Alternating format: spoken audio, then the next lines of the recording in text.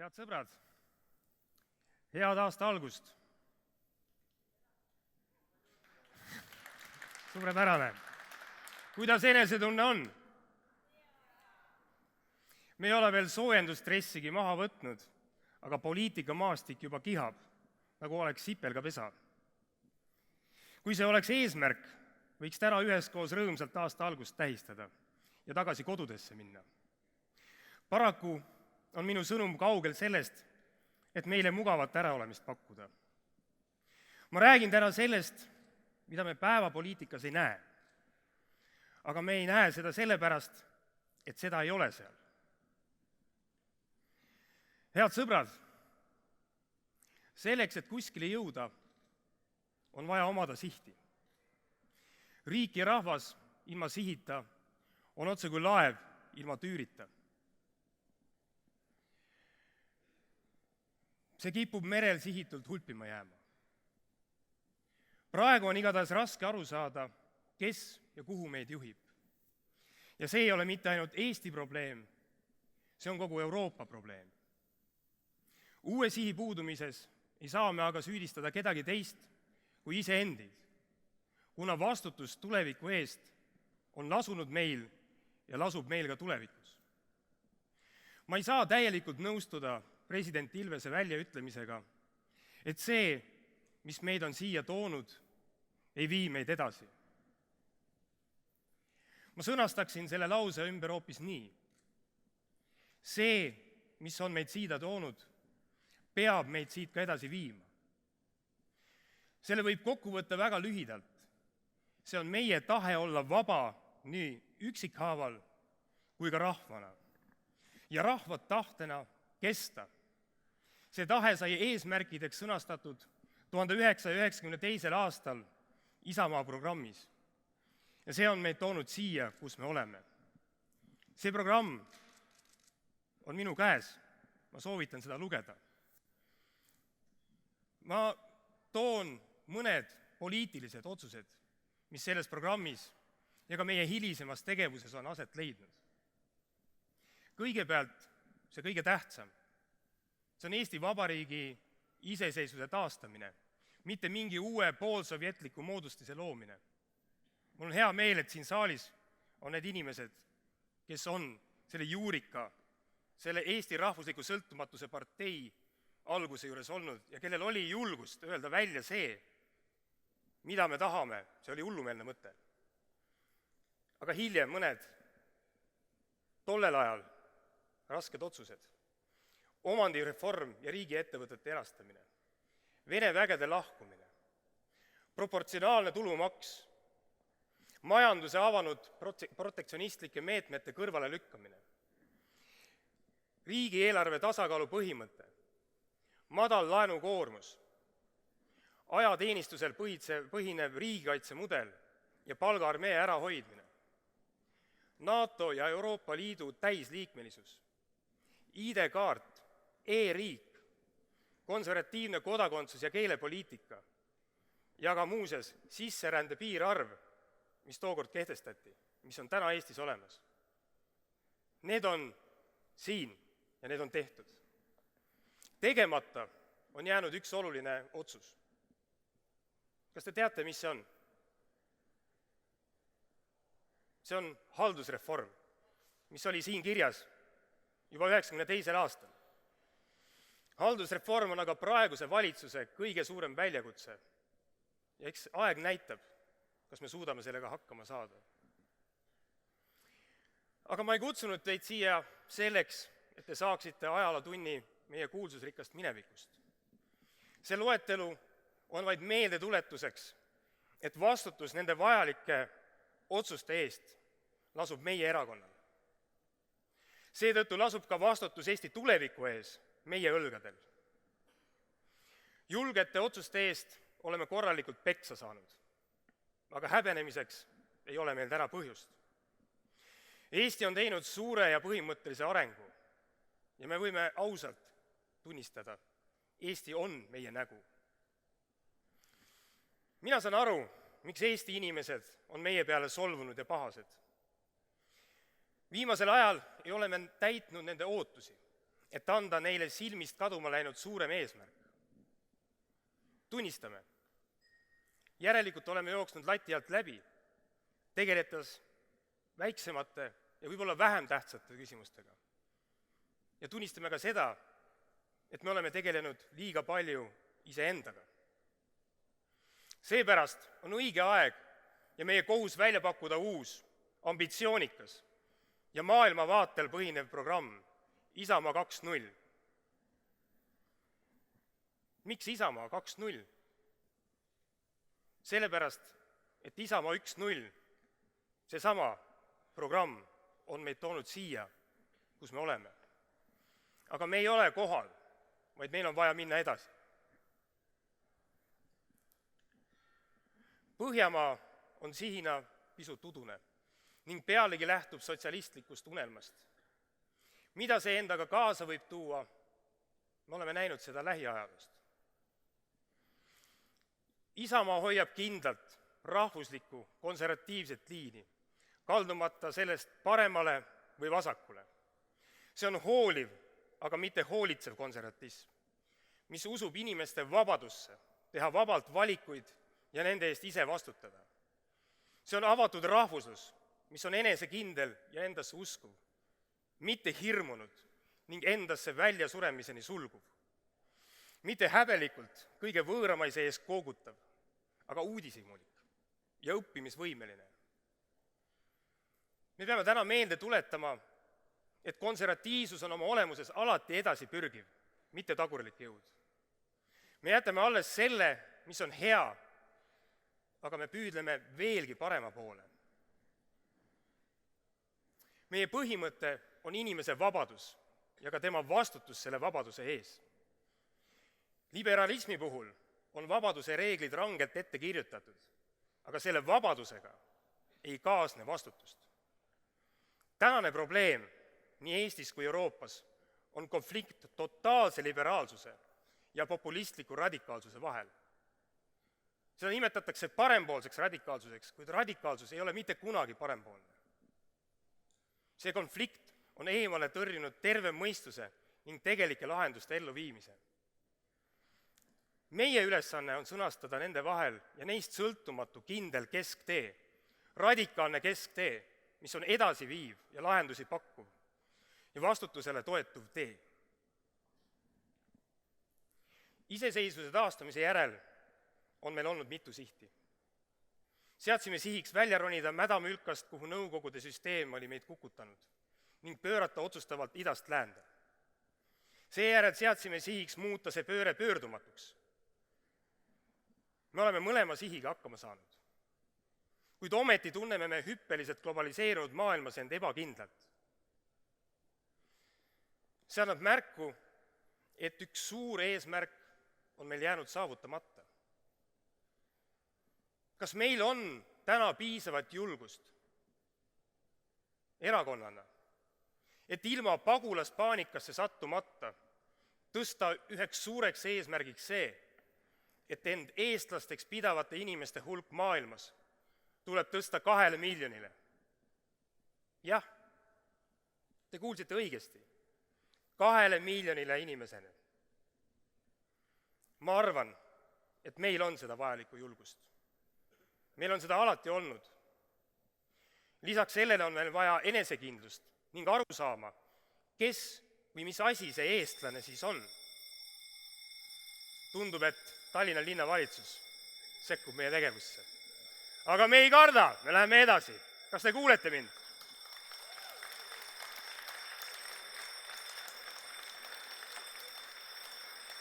Muuseas, siin kõrval saalis peab üks Tallinna abilinnapea oma juubelit. Et ma loodan, et ka seal on see ilus helin. Kas te kuulete mind? Nüüd te kuulete. Ei läinud läbi. Aga meil peab olema plaan, mis võtab arvesse, keda me oleme valmis eestlasteks pidama ja kes on valmis eestlane olema, keda ja kui palju me saame ja suudame eestlaseks innustada. Mure oma rahvuse püsima jäämise pärast on sügavalt loomulik ja meile omane. Majandusliku heaolu, sotsiaalse kaitse ja õigusriigi poole püüdlemine on universaalne, paljudele rahvastele omane, kuid Eesti riigina oleme me ainus terves maailmas. Me oleme taganud oma rahva julgeoleku ja pannud aluse majandussüsteemile, kuid pole taganud positiivset iivet. Okupatsioon ja sõja tõttu kaotatud inimesed annavad jätkuvalt meie rahva suurusest tunda, kuna need armid kaovad mitme põlvkonnaga, kui üldse. Maailmas käib võistlus ressursside pärast, millest olulisem on kahtlematult inimene. Ja siin ma julgengi välja öelda, et Eestis peab saama tõmbepunkt inimestele, unistustele ning nende teostamise võimalikkusele. See eeldab meis endis küll valmisolekut uutele väljakutsetele vastu astuda, valmisolekut harjumuspäraste hoiakute muutmiseks. Ühelt poolt nõuab see oluliselt suuremat avatust, teisalt aga väga oluline endaks jäämist ning omapära säilitamist, sest teiste nägu minnes poleks me enam mitte kellelegi huvitavad. Eesti ei tohi olla enam mitte kunagi arvult väike ja ka vaimult mitte väike. Aeg on suureks kasvada ja suuremaks saada, aga mis eriti tähtis, saama enesekindlaks. Inimesi seob ja muudab ühtseks rahvaks ühtne kultuuriväli, ühised teadmised, ühised uudised ja ajaloolised läbielamised. Kultuuriväli vajab ühist keelt nii otseses kui ülekantud tähenduses, kuid erinev emakeel või ka usk ei välista seda. Pean tunnistama, et ma tunnen ennast oluliselt lähedasemana Edward Lukasega kui Kristiina Ojulandiga.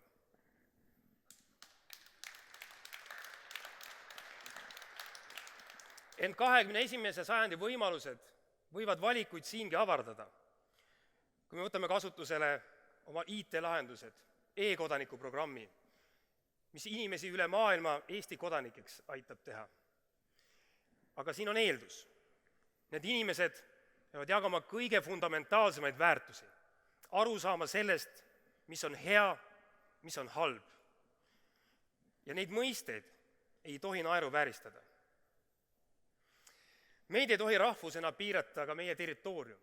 Meid peab ühendama tahe koos olla ning midagi koos teha. Ühiselt. Selle elav tõestus, vastupidiselt paljudele kriitikutele ja skeptikutele, on ka veel tänapäeval jõuliselt toimuvad meie laulu- ja tantsupeod, kuhu tuleme üle maailma kokku ja teeme midagi koos, mis meid vaimustab kui rahvust. Just need ongi need meie inimesed, kellel me saame toetuda. See oleks tõeline ülemaailmne eestlus, mille poole me peame pürgima. Ja nii saabub meie sihiks eestlaste arvu oluline tõstmine nii Eestis elavate inimeste näol kui globaalselt. Kuid see eeldab iibe, sündivuse seadmist kõige olulisemaks prioriteediks Eestis, koos kõige selle juurde kuuluvaga. Seepärast peavad meie tähelepanu keskmes olema pered. On avalik saladus, et nii Eesti mehed kui ka naised unistavad oma perre rohkem kui 2 last. Kuid ometi sünnib neid poole vähem. Rahvastiku taassünd algab pere 3. lapsest. Iibe probleemi lahenduseks on 3. lapse poliitika, et anda meie peredele kindlustunne oma unistused ellu viia. Tahe on ju olemas ja isegi selles samas 1992. aasta Isamaa programmis oli oluline lubadus ka isade kohta, kuidas nende rolli tuleb pere juures väärtustada. Nii emade kui isade tasakaalus pere- ja tööelu üleskutsed peavad saama tegelikult teoks ning eesmärk peaks olema see, et meie pered püsiksid koos. Pereväärtused ja pereväärtustamine on meile väga oluline. Me tahame, et me võime öelda ema kohta ema, et me võime öelda isa kohta isa, et me saaksime rääkida ema keelt ja elada isamaal. Mehele ja naisele, kes tahavad abielluda, on abielu. Kes ei taha abielluda, see ei pea minema notari juurde lepingut sõlmima. See ongi tema vabadus, elada nii, nagu ta tahab. Ja vähemustele peavad olema tagatud samuti neile mõeldud seadused, lahendused.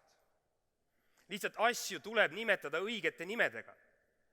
Ja sellega on mindud viimasel paaril aastal pahuksi.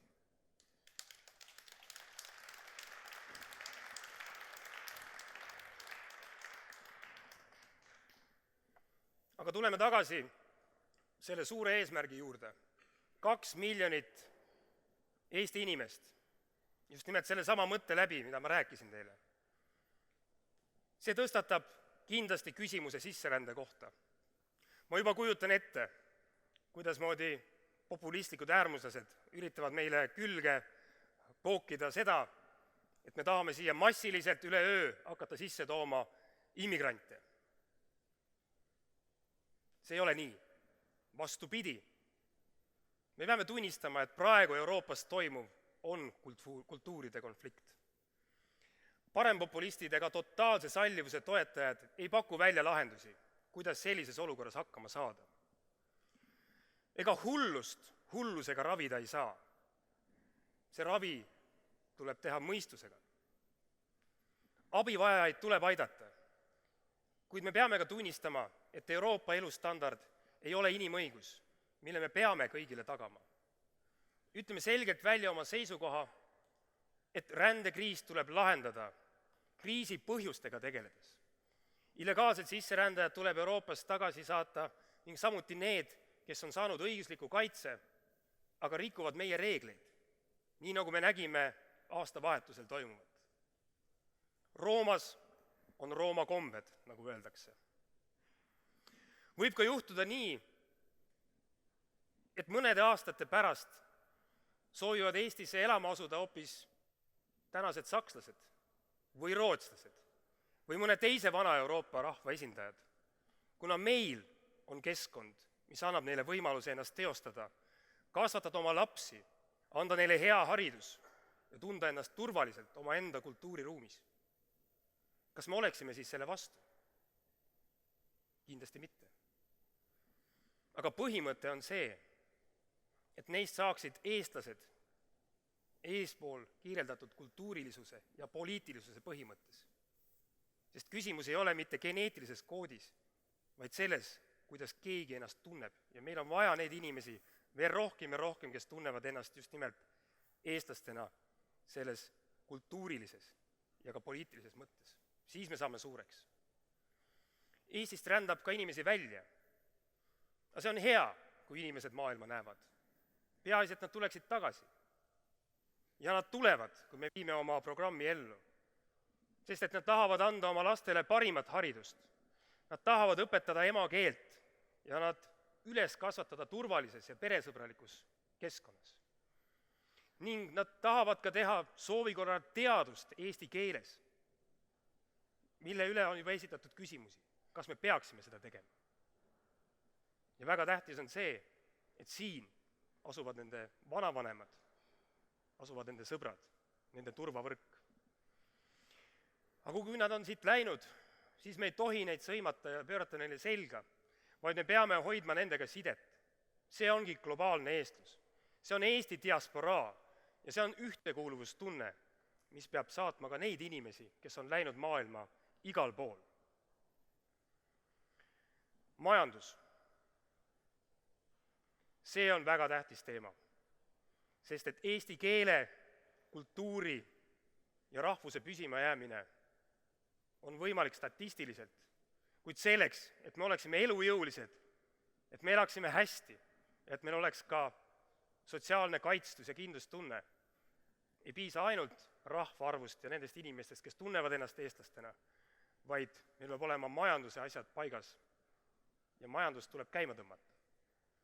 Meie majanduse väljakutse on jõuda arenenud riikide tasemele. Aga see ei toimu iseenesest.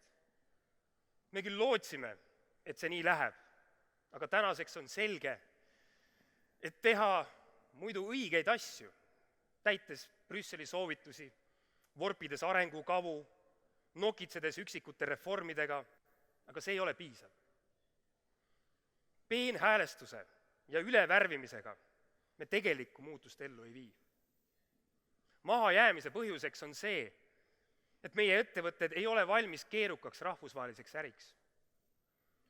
Rahvusvaheliste turgude mõistmine ning oskus seal tegutseda, vot see on väljakutse tulevikuks meie ettevõtjatele. Ei piisa loosungitest, et tuleb tõsta tootlikkust, tuleb teha eksporti ja ajada muud eurojutte konkurentsivõimest. Ka ilus jutt innovatsioonist ei ole piisav. Vaatame ka praegu neid reitinguid ja tabeleid, mis meil on. Tegelikult mõjutavad majandust rohkem, kui me endale aru anname, eelkõige ühiskonna väärtused, veendumused, hoiakud ja mõttemallid. Need on olulised kultuuritegurid. Ja just nende tegurite hälvetes, võrreldes arenenud riikidega, ongi meie probleemi põhjus. Me peame muutma ühiskonna sotsialistliku arusaama sellest, mis on riigi raha. Võib-olla see on algus. Riigil ei ole raha. On maksumaksja raha, mis tuleb ettevõtjate poolt loodud väärtuste ja töökohtade maksustamiseks. Ning riik jagab seda ümber. Minu perekonnas on sisuliselt üks maksumaksja. See on minu ettevõtlusega tegelev abikaasa. Mina elan ministrina tema maksudest ja tegelen ametikoha järgselt tema poolt loodud väärtuste laiali jagamisega. Ja uskuge mind, ta hoiab silma peal, mida riik teeb. Ja nii me peame kõik aru saama, et just nimelt ettevõtlusest tulevad need rahad, mida poliitikud laiali jagavad. Küsimus, miks paljude edukate Eesti ettevõtete peakontorid on kolinud mujale, näiteks Londonisse? Mida me saaksime teha nii maksu- kui ettevõtte poliitikas, et tagada Eestis asutatud ettevõtete peakontorite jäämine Eestisse? Ning veel enam, mida me saaksime teha selleks, et me oleksime teistest riikidest ettevõtetele atraktiivsemad? Küsimusi on ju väga palju.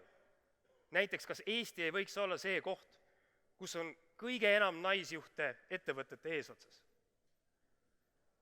Aga ma ei küsi seda niisama, sest kui me vaatame jälle neid samu numbreid, mis meile antakse, siis meil on väga palju väga hea haridusega naisi.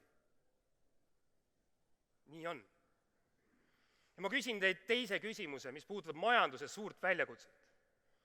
Kas meil on julgust vahetada paradigmat ning selle asemel, et siin nikerdada omaenda väiksel Maarjamaal, võtta suureks eesmärgiks see, et Eesti majanduse jaoks töötaks 2 miljonit inimest üle maailma, mitte et meie töötaksime kellegi teise majanduse jaoks. See on paradigma vahetamine. Territoorium ei saa olla meie ettevõtjatele piiriks, vaid suund peab olema muutuda globaalseks. Riigi ülesanne on anda tuge ja luua keskkond selleks, et meie ettevõtjatel oleks ligipääs odavale kapitalile. Ma toon lihtsalt ühe näite. Igal aastal viiakse Eestist välja umbes 400 miljonit eurot meie inimeste pensionifondide raha nii, et me seda tegelikult ei kasuta. Miks ei võiks me näiteks seda raha investeerida hoopis Eesti majandusse või võtta sealt välja mingi kasu? Samamoodi on küsimus, kas ei oleks aeg vaadata ümber dogmad ja strateegiliste investeeringute jaoks emiteerida võlakirju, et tõmmata käima suured taristuprojektid. Me oleme tublid, aga kas me julgeme neid küsimusi esitada ilma selleta, et me äkki läheme vastu oma Excel-tabelile? Kuid kui me tahame 30 aasta pärast näha siin riiki, mis on konkurentsivõimeline, siis me peame neid küsimusi täna esitama nii, et me ei kardaks seda, kas me rikume koalitsioonilepingut, mis hetkel kehtib või mitte. 4-realine tee Tallinnast Tartusse 30 aasta jooksul, andke andeks, see ei tundu väga ambitsioonikas väljakutse. Aga tunnel Helsingisse, miks mitte? Kõige tähtsam, kõigi nende veel tähtsamate küsimuste juures on julgeolek. Meie oleme suutnud tagada Eesti julgeoleku ja seda ei olegi ju tegelikult nii vähe, kui te vaatate kõigi meie meeste ja naiste pingutusi. See julgeolek ei ole mitte ainult kuulumine NATO-sse. See julgeolek algab igast perest, algab tahtest kaitsta oma isamaad. Sest ilma kaitsetahteta ei ole meil abi ka meie liitlastest, kes appi tullab. Sest appi tullakse neile, kes seda tahavad ja on ise valmis oma vabaduse eest võitlema. Maailm meie ümber on suures muutumises ja see mõjutab ka meid.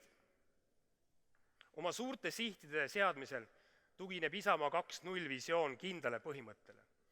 Vaba maailma piiririigina peab meil ka tulevikus igal ajal hetkel olema võimalikult palju sõpru ja liitlasi. Me peame sellesse panustama. Mitte keegi ei pea kahtlema, ei meie kodanikud ega Eesti sõbrad üle maailma. Me suudame oma vabadust hoida ja kaitsta. Meie Isamaa loomulik osa Euroopast, laiemast läänemaailmast. Me jagame väärtusi ja põhimõtteid, mis on loonud vabale inimesele parimad tingimused eneseteostuseks. Meie sõbrad ja liitlased on meile palju andnud. Nüüd on ka aeg meie poolt midagi vastu anda ja kindlasti 25-30 aasta pärast oleme me veelgi tugevamad kui täna.